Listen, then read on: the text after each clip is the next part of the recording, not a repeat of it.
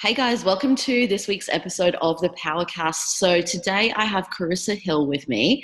Carissa and I have been friends on Facebook for quite a while, but we never actually talked very much or caught up, and then she invited me to her birthday last year, which was awesome. And we were also in a mastermind together for a little while there, which was cool. So I'm excited to have her on today. She is the founder of the Wolfpack Mastermind. She's created amazing business and has an awesome story, and I've got her on today to talk about that and talk a lot about community and tribe and how she's built that up and how you can as well. So thanks for joining me today, Carissa. Thank you for having me, Ellie. Cool. So can you start off by talking a bit about your story with how you started out in business? Yeah. Well, I like to look at myself as though I am a born entrepreneur, simply because my whole life, even when I was a child, I've just naturally turned things into businesses and just tried to, I'm always figuring out how to sell things. Yeah. So I feel like it's just always been a really, really natural progression to me to eventually end up as a business owner. I dabbled in small businesses when I was a teenager and in my early 20s. My first business was doing graphic and web design because that was what I enjoyed at the time. And then I started a spray tanning business when I was 21, just from home. I did have a full-time job as a graphic designer, so it was very much a little, side hustle type thing. But it got really busy really quickly. Through my use of social media and online marketing and my website and things like that. And I managed to grow that into a chain of 3 stores. I had my own wholesale range of hair extensions and spray tan solution. I didn't work in any of the stores at all. I kind of worked from home, just doing the Facebook marketing and making sales and things like that. And then there came a point where in my late 20s, I kind of was feeling a little bit restless, a little bit bored. I didn't really know what was next for me. I was kind of a little bit over, owning the salons. And I started just making some YouTube videos, giving random little business tips and Facebook marketing tips. And because people would always ask me, how do you have the business running without you in it? How do you get customers with Facebook? And so then that started taking off quite quickly, and for nearly 5 years later now, I've actually been teaching Facebook marketing and how to systemize and hire and set up the business to run without you in it to other salon owners and small business owners, and I've helped thousands of women now over the years to do that. So, that's what I do now. That's awesome. I can relate with the thing about starting businesses in high school. I used to do kids' birthday parties at Hungry Jack's, and then I thought, I can do this myself. And so I started doing kids' birthday parties on the weekends outside of school and outside of Hungry Jack's for my teachers' kids and grandkids, and dressing up That's amazing. Pirate. Yeah, had flyers and business cards at 15. Yes, that's the best. Yeah. So there's a couple of cool things I wanted to talk about, touch on from what you just said. So the first one is a lot of people struggle that I see, and obviously you would see as well, in taking themselves out of their business because of control, because of thinking that they're the ones that can do it best, and trust issues and mindset and so many different things. So did you experience any of that, and what did you go through to be able to pull yourself out effectively? I feel like I kind of got really lucky in this regards, because so many, and you're completely right, so many of my clients that I talk to, they've been working in their business so long that they feel it so difficult to step out or to trust people to run it the same way that they would, or and you're right, it's all either ego or mindset related most of the time. People think nobody else could do this as well as I can, but that's absolutely completely false, because it's been proven time and time again that they can, and there's even people out there who could do it better than you. But I guess I I was very young when I figured this out. Like I was 22 when I hired my first employee, and I trained her up, and I realized there was this point where I was sitting in the shop, like just doing something on Facebook or chatting to a client or whatever. She was doing all of the work. The customers would come in and see her. She was answering the phone, and I was just sitting there like literally doing nothing. And I was like, I don't even have to be here. Like, why am I here? Yeah. And so I went home and I was like, you know what, I'm going to just go. Like, are you okay? I'm going to go because I don't really have anything to do. Yeah. And I'll just, do some of the marketing stuff a bit later on or from home. And so I did that. And very early on, I realized, okay, I can own a business and not actually do the work. Yeah.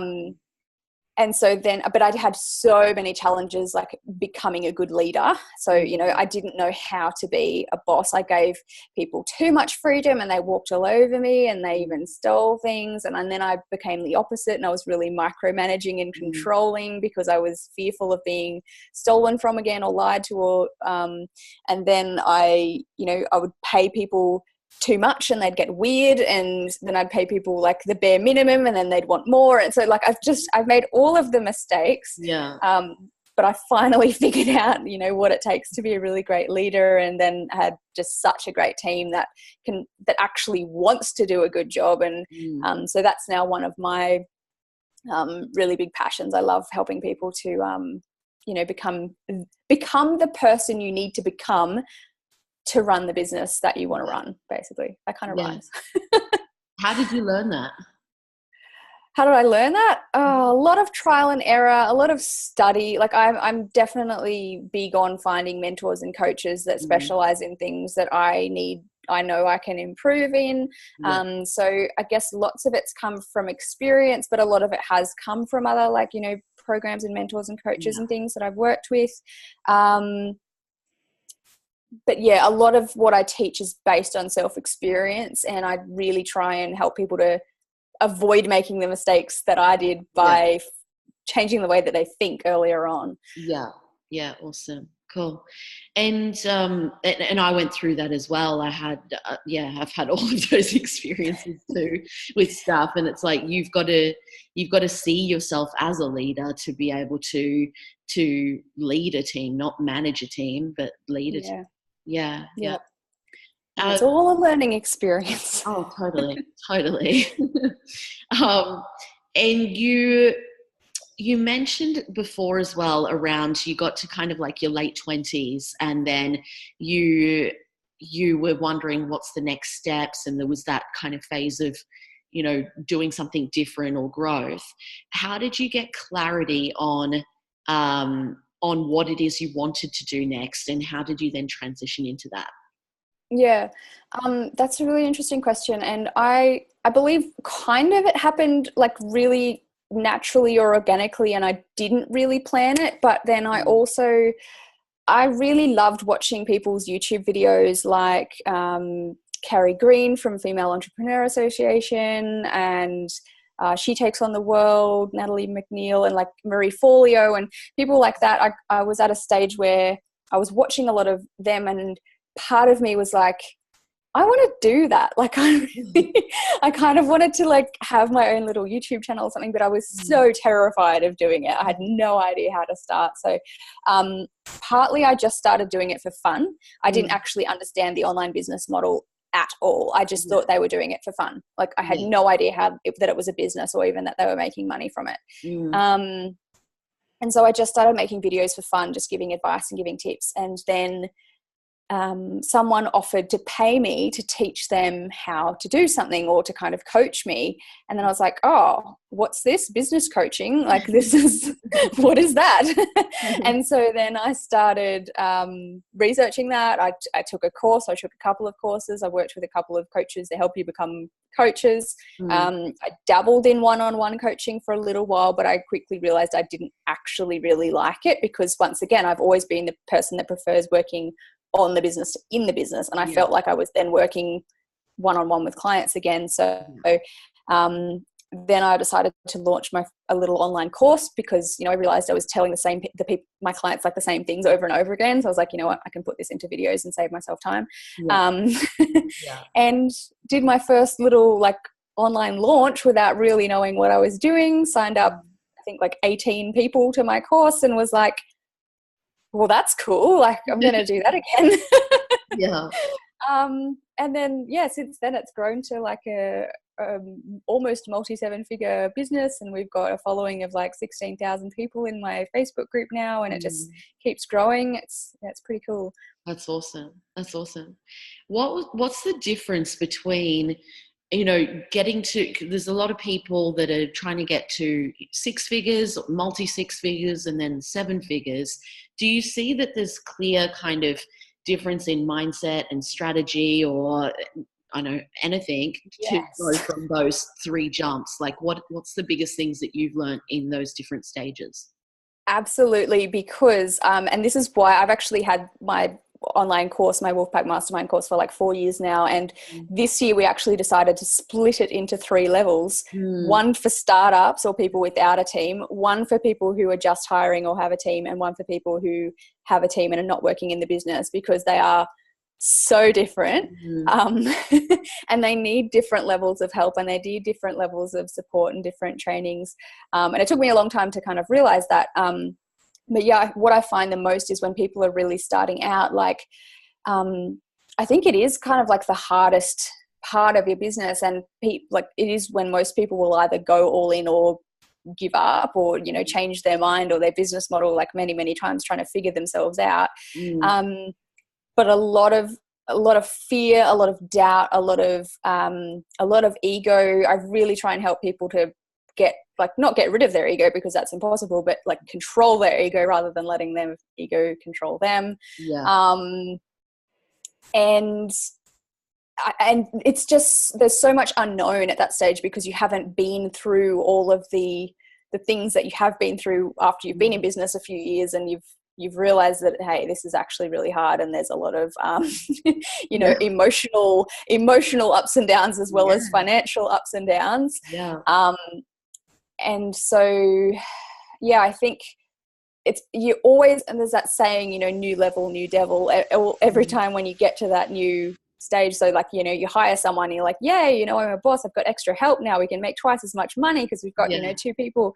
And then there's like all of the things that come with being a leader and getting the most out of your team, and then when you step out of your business, you've got to realize like, oh, what do I do now? Like there's this whole nother level of what I should be working on. So they're all very different. I think absolutely mostly mindset is the most important thing, as well as technical things. But when you're a startup, I think the most important thing to do is master your marketing and sales, so you can grow to the point where you are making enough money to then hire someone to start helping. So totally. And I think as well, if people don't have their mindset mastered, if they're not working on that, when they start hiring people and free up that time, then they just try and fill that time with more stuff, because they don't believe that they deserve to have time, or they don't see themselves as good enough or as a leader, or so many things. Yeah, absolutely. There's so much that comes into like the amount of work I've done on shifting beliefs and like affirming, like becoming the person that I wanted to become, and letting go of all my old patterns and self-sabotaging thoughts and behaviors and things like that. Like it's a never ending journey. You're always working on it. But it's so important. And like you said, I think if you don't have the support, that self-doubt can creep in when you're going up to the next level. You're probably about to hit something that's like epic and have massive wins and transformation, but you can feel like it's all falling apart. And if you don't have the support of a mastermind or a mentor or the mindset, then you can easily just give up, because it can feel hard. Yeah. Totally. So what do you feel then, obviously having so many people in your free group and in your mastermind, what are some of the things that you've done to be able to build that? And also, why is tribe and community so important? Yeah. Well, the things that I've done to kind of achieve that, I guess, is really getting clear on my, systems and hiring the right people for the right roles. That's very, very important. I'm very aware that I can't do everything myself or get to the level that I want to get to without support. So I try and focus in my zone of genius area as much as I possibly can, which a lot of the time is actually not doing much at all because my biggest strength is coming up with the ideas. And I know that I can't come up with the ideas if I'm busy doing things. So I have to have a lot of time just sitting, thinking, journaling, reading, talking to people, all kinds of things like that. So, and I have a really great team. I think we've got 10 people on our team now.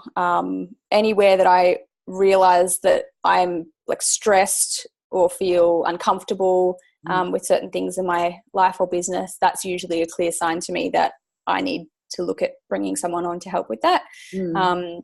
So I think that's a really important thing to do if you want to, keep growing. Stop trying to do everything yourself and look at, well, actually, what could I bring someone on to help me with? And it does not have to be a full-time position for each thing. I only have one full-time person on my team. Everyone else is like casual, and they do around 20 hours each.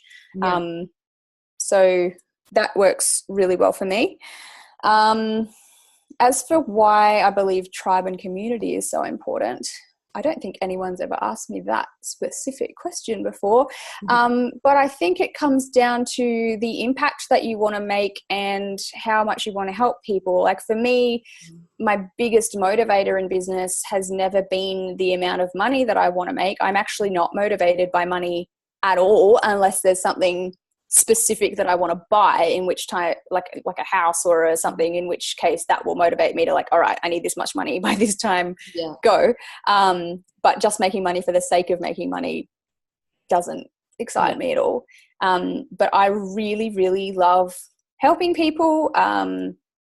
I really do. So my free Facebook group called Coffee with Carissa, I actually started that completely for fun, and I didn't even monetize it or even try to sell anything in it for the first 2 years. Like when I made the YouTube videos, it was just like, here guys, I just want to give you lots of tips and help you, and I want to find out about you and what do you need and what are you struggling with, and can I give you something that will help with that?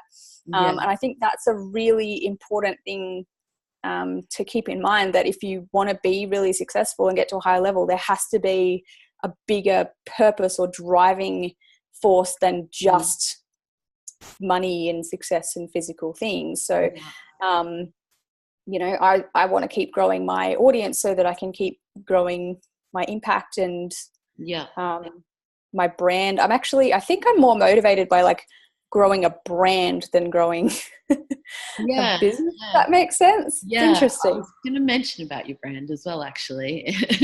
I think as well, like you said before, you've got almost multi 7-figure business, and I think it's cool because from what I know about you, most of your stuff isn't super high end packages. A lot of it is low end things, and you've built it from that. And so many people say, well, to make 7 figures or multi 7 figures, you've got to have, a $50,000 program or do super high end or one-on-one. I've never had anything close to that.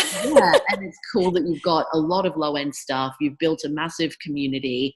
You do it through giving value and giving back. And like you said, the lack of one-on-one as well. So you really just create your own rules and do it based on your personality, your lifestyle, and giving back, which I see you do. That's so true. That's exactly what I believe everyone should do. Like, you've got to discover what you like and what you don't like and what your strengths are. And like, I don't mind a little bit of one-on-one, but it's certainly not what I want to do a lot. Well, like you said before, it takes the time away from being able to think and come up with the ideas and give back to yourself as well. Which all of that really ties into the way that I see your brand as well. And I think with your brand, you just really are yourself, and you show your personality through, the way you dress, the way you look, the things that you put out there. Can you talk a little bit about that, about your branding? Yeah, I can actually, because I think this is a really interesting story. Like, it took me a long time to figure that out. It really did, because when I started out as a you know, turning myself into a brand as opposed to having a business that was just like a logo and I was just the owner of the business. No one really knew who I was in the beauty salons. Like I wasn't on camera. I wasn't anywhere. Like I liked to just kind of be behind the scenes and do the marketing and stuff. And then when I decided to put myself out there, I'm like, who am I? Like, how do I do this? What do I wear? How do I talk? Do I have to write a script? Like so many things to go through, and like freaking out about, you know, what people are going to think of you, what they're going to say about you. There's this huge fear of like negative YouTube comments because you see them everywhere. But I also knew that it was something that those people had just overcome or had to overcome in order to get to that level. And so I literally tried so many different things. And like my first coach actually told me like, oh, you should be like this lady, like, you know, talk like her and present like her and go and do this speaking course and read this book and wear suit jackets and have this kind of background and, you know, all of those kind of things. And I did them because I didn't know any better. And, you know, I just wanted to try it, but it just felt so off and so fake and so almost cringely, like cheesy. Like I didn't want to watch my own videos back. And then I got to a point where I was like, you know what, when I look at what makes me feel more comfortable and when I get more into like a flow zone, I have no script at all. I'm just wearing whatever I normally would wear on day-to-day life, like out with friends or whatever. I don't get super dressed up. I don't go crazy with the makeup and the jewelry because I don't do that in my everyday life. And so, and, you know, I used to have long brown hair and now I have this hair, but like you change over time. And so I think my brand just changes as I do. And I feel like there shouldn't have to be any specific, you know, formula or rules or anything about it. You just, sometimes you do have to go on that journey of discovering, well, like, who am I? What do I actually like? What do I want to show to the world of myself? But I think it's just something that the more you can just figure out who you are and just show up authentically as yourself. Like I don't worry how many times I say or like, or, you know, they're my top three. Anymore. I just go with it. Yeah. That's cool. And I think the biggest thing from all of that is just be yourself. Like, yeah. And I think as well, you said that you're quite an introvert. So how did you then go from being behind the scenes to being like, hey, this is me and I'm my brand, whilst being an introvert? Because I know some of my clients and followers are like, but I'm an introvert. How do I show up and be the face of my business or put videos out there? They're scared to do that and don't know how to do that as an introvert. Yeah, it's really interesting. I think I look at myself as like an extroverted introvert because I really do love people and I love talking, but in very small doses. So I definitely can't do it every day. I'm mostly, and that's one of the reasons why I set up my business to run without me in the first place, because I'm like, I can't handle being around people every day. Like I love just being at home in front of my computer. I really do, or at a cafe or something like that. But I do love people. But I think it just comes down to, like, once again, I think you've got to let what's most important to you drive you. So I realized when I had that fear of like, oh my God, I'm going to be on camera, what are people going to think of me, blah, blah, blah. I was not focused at all on actually helping people and sharing my message and sharing my experience and knowledge. I was all focused on myself. And so when I stopped thinking about that and I thought, well, you know what? I know that Jane has this problem that she's struggling with because she told me. I know the answer to that problem and I can really help her by sharing this. I have to show up and share that with her. Yeah. And therefore it's going to help other people that have that same problem. So that's what I let drive me now. And I've actually come to realize that that's my best work style. Like I'm not someone who can force myself to work at any time. Like I really can't. But if someone has been like, Carissa, help, I have a problem, I'm instantly like, all right, I'm on, let's go. Well, it's like inspired action from flow and like you said, tied into your purpose and helping someone. Exactly. That's cool. Yeah, that's awesome. I think I'm very much the same. I'm quite extroverted, but if I'm around too many people, it's like, no, I need my own space. Like last week I caught up with people like pretty much every day. And this week I'm like, I'm just going to stay home. I actually like totally burn out if I'm with people for more than like, I don't know, like 3 days maximum. Like if I go to a 3-day event, by the end of that, I'm like, I need to hide for like a week. Like, yeah, totally. My maximum. I think that's a really good point as well on like inspired action and flow. Like your business doesn't need to, you don't need to work 9 to 5. You don't need to do this list of 10 things every day to be successful. It's like, and I guess tying into that as well, I'd really love your thoughts on how to balance working from flow whilst also having some strategy and structure in your business. What's your thoughts on that? Well, first of all, I try to delegate as much of the strategy and structure work to people who actually are good at that. So, you know, my personality type is I need a lot of variety to be fulfilled. Like I cannot do the same thing more than like 2 days in a row. Sometimes even 1 day in a row. If I have to do one thing and then the same thing the next day, I'm like, I do not want to do that. And so for anything that does need to be done repetitively, I quickly systemize and outsource that or hire someone to do that.